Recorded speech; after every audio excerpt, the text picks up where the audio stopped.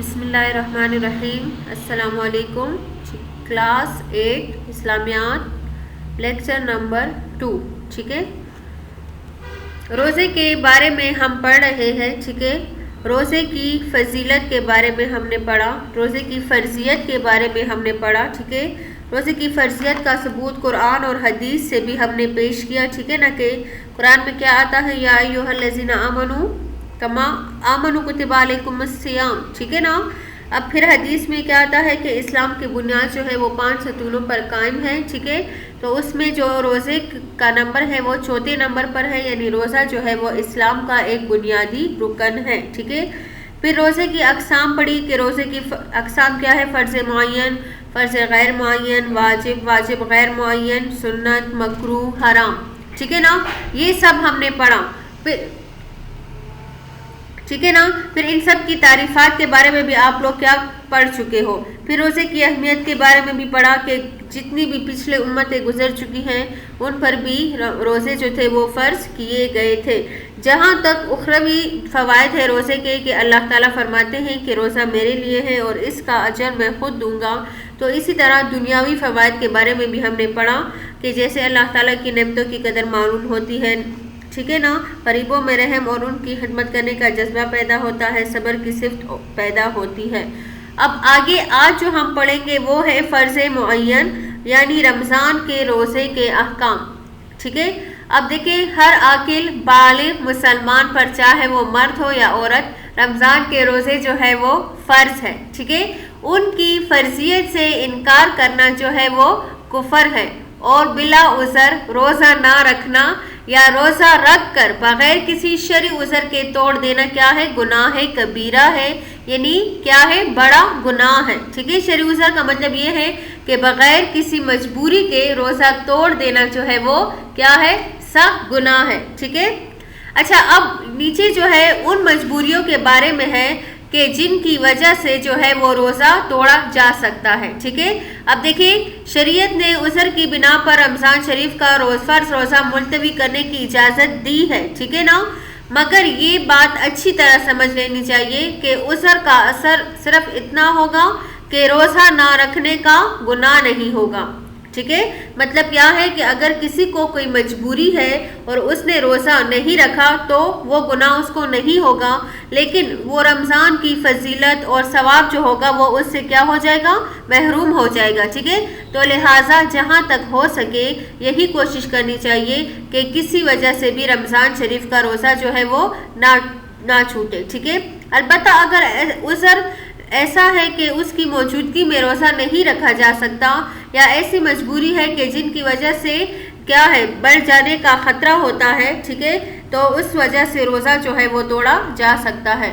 اب نیچے جو ہے وہ ایسی مجبوریاں بیان ہو رہی ہیں کہ جن کی وجہ سے روزہ توڑا جا سکتا ہے. پہلا ہے سفر کی حالت میں مسافر کے لیے روزہ رکھنا فرض نہیں ہے، لیکن اگر سفر جو ہے وہ سہولت والا ہے تو روزہ رکھ لینا کیا ہوگا؟ بہتر ہوگا. جیسے آپ لوگوں نے پڑھا کہ روزہ نہ رکھنے کا ثواب نہیں ہوگا، لیکن رمضان کی فضیلت سے وہ کیا ہو جائے گا؟ محروم ہو جائے گا. ٹھیک ہے، ایسی بیماری جس میں روزہ رکھنے کی طاقت نہ رہے یا روزہ رکھنے سے بیماری بڑھ جانے کا خوف ہو.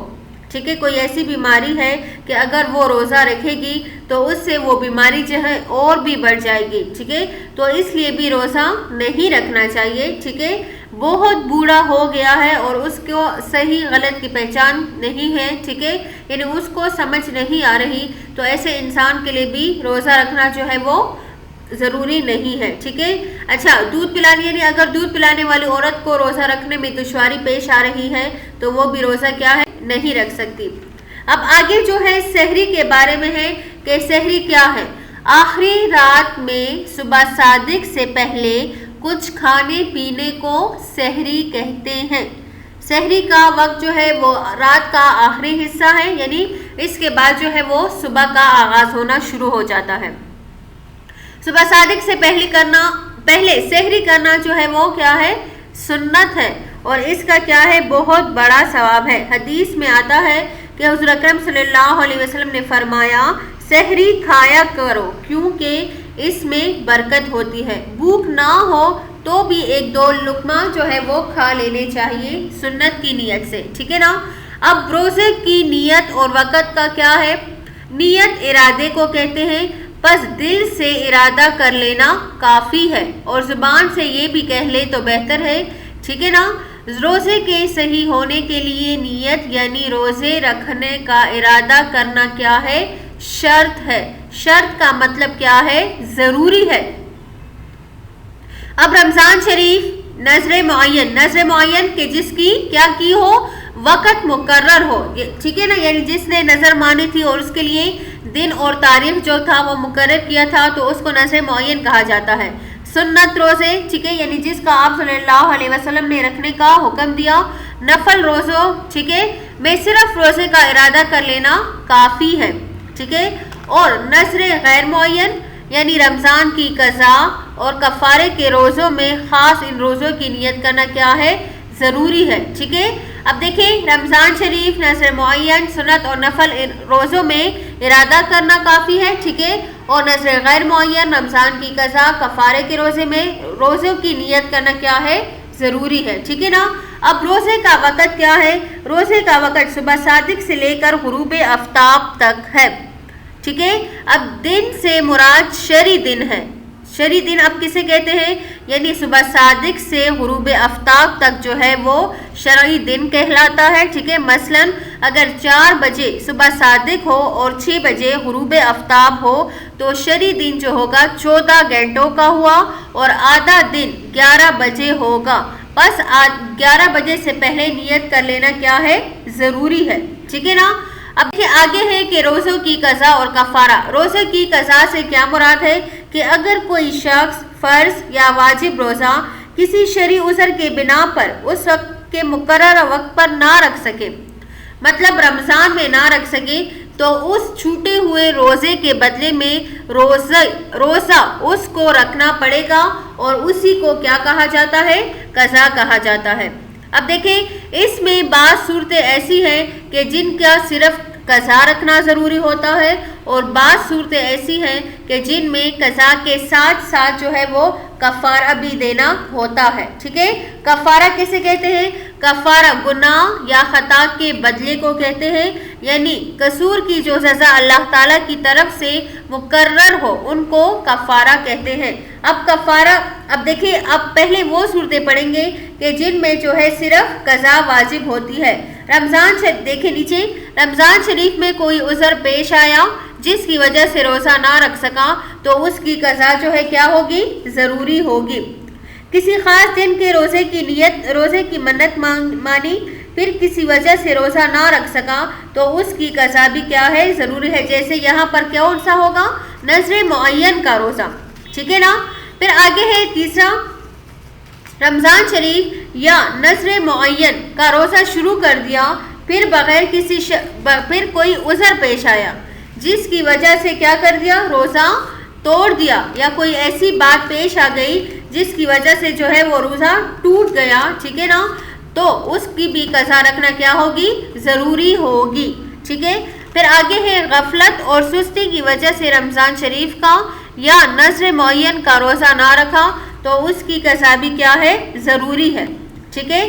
پھر نمبر 5 ہے نفل روزہ رکھ کر توڑ دیا تو اس کی قضا ضروری ہے، کیونکہ نفل نماز اور نفل روزہ شروع کر دینے کے بعد کیا ہو جاتے ہیں؟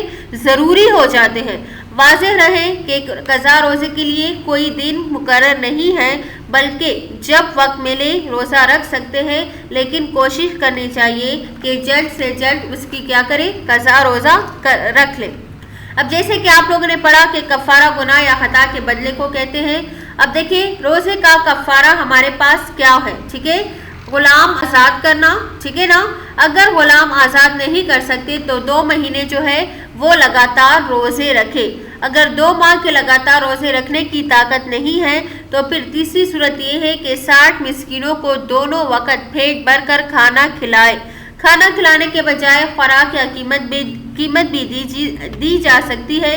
یہ بھی جائز ہے کہ کسی ایک ہی مسکین کو 60 دنوں تک دونوں وقت پیٹ بھر کر کھانا کھلایا جائے، ٹھیک ہے، یا خشک خوراک یعنی 1 کلو 662 گرام گیہوں 60 دن تک روزانہ دیے جائے۔ تو یہ کیا ہے؟ یہ روزے کا کفارہ ہے، ٹھیک ہے نا۔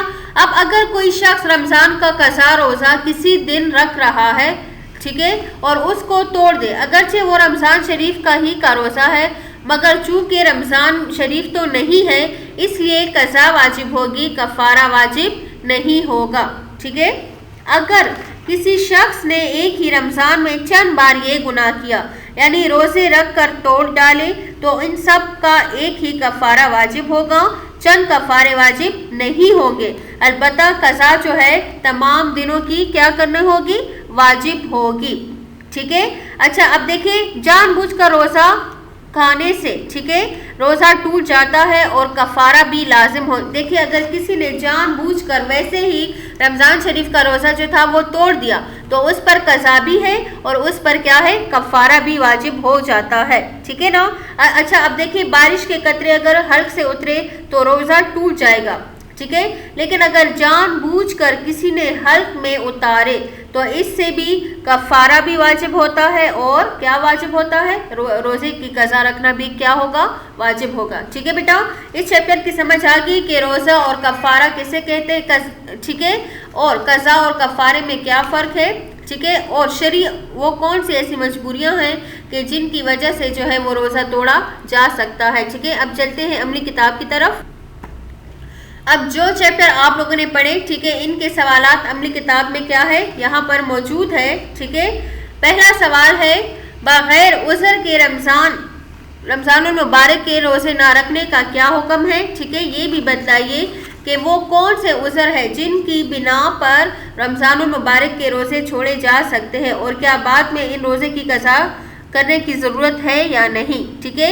پھر آگے سوال نمبر 4 وہ روزہ صحیح ہونے کے لیے نیت کی کیا اہمیت ہے۔ سوال نمبر 5 شرعی دن کب سے کب تک کہلاتا ہے، اور سوال نمبر 6 سحری کسے کہتے ہیں۔ اب ان سوالات کے جوابات جو ہے وہ آپ کو میں سینڈ بتاتی ہوں۔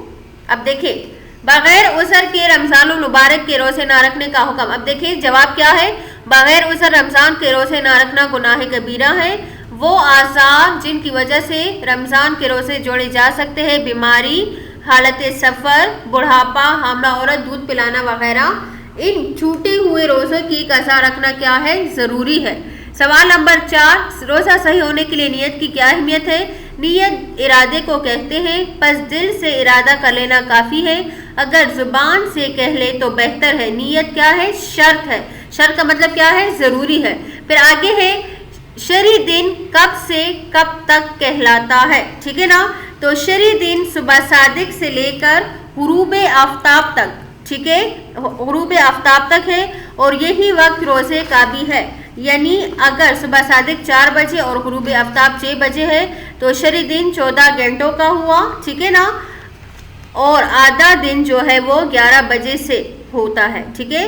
پھر آگے ہے سحری کسے کہتے ہیں، آخری رات میں صبح صادق سے پہلے کچھ کھانے پینے کو سحری کہتے ہیں۔ تو اسی طرح یہ آپ لوگ کے چاروں سوالات کے جوابات بھی آپ لوگ کے سامنے آ گئے، اس سے پھر آپ لوگ اپنی عملی کتاب میں کام مکمل کر لیجیے گا، ٹھیک ہے بیٹا۔ والسلام، شکریہ۔